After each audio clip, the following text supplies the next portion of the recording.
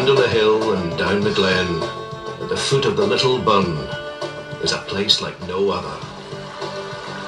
It is a place of pure water, tumbling from the volcanic plug of Dumgoyne Hill. This place, tucked in a fold of the hill, is the glen of the wild geese, Glengoyne.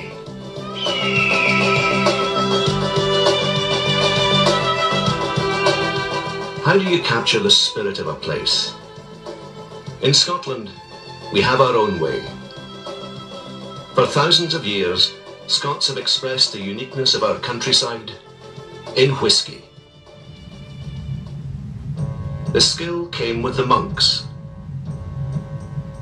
It was they who brought distilling to Scotland, using it to combine the essence of flowers and plants for their herbal remedies. It was they who first created that fiery, seductive spirit and named it Uisce Bear, the water of life.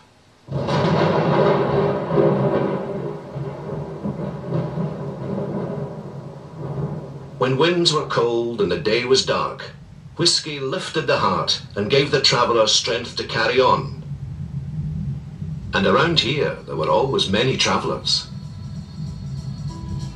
Most famous among them was Rob Roy MacGregor. Outlaw to some, hero to others, he would come down from his clan lands on Loch Lomond to raid the herds of his enemy, the Duke of Montrose. One night, he was trapped by pursuers here at the foot of Glengoyne, alone and far from safety. But to kill a man, you must first catch him.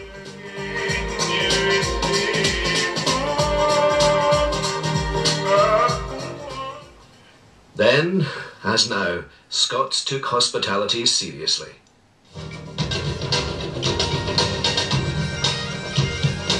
Anyone who came to the door had the right to a sup of whisky.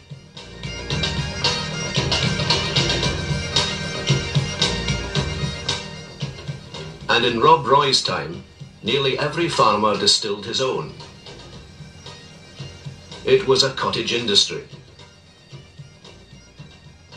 People paid their rent in whisky, bought cattle with it, and took their wages in it. It was the cash of the Scottish countryside. But something that useful is bound to be taxed. The first duty on whisky was passed by the Scots Parliament in 1644, and soon illicit stills were being set up all over the Highlands. There were few legal employments for Highlanders. They could be soldiers, leave for the factories, or take to the glens with a small pot still. At one time, there were 18 illicit stills operating in this one glen alone, turning the clear waters of the Burn into 18 variations on a theme. In time, some distilleries grew, became legal, and were licensed. By the 19th century, Burnfoot of Glengoyne, the farm at the foot of the glen, became the only maker of whisky from the soft water of the stream.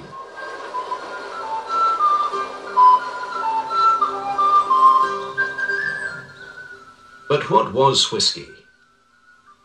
The homemade products of the little pot stills were as individual as home cooking, fiery or smoky, sweet or pungent. As the world discovered Scotch whisky, it became vital to create a standard of quality and dependability. Customs Officer Tedder, exciseman at Glengoyne, got a knighthood for creating that standard. He decreed that the spirit which leaves the still must lie in barrels for at least 3 years and a day before it can be called whisky. His standards helped to make Scotch one of the world's greatest drinks.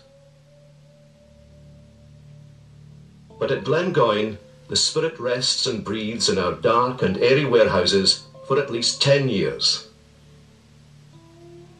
During that long sleep, the spirit takes on the qualities of the place.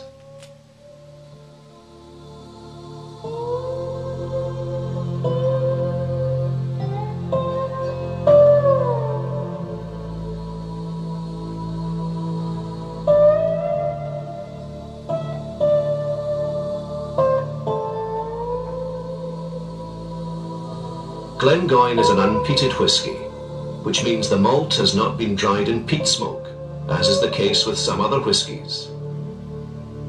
This gives Glengoyne all the subtle flavours of the water, the ripened barley, the oak and sherry of the cask, even, some say, the scent of the wind that blows down the glen.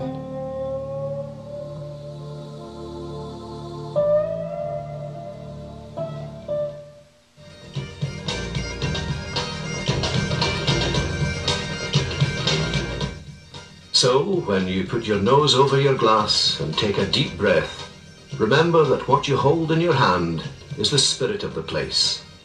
A whole country in one glass.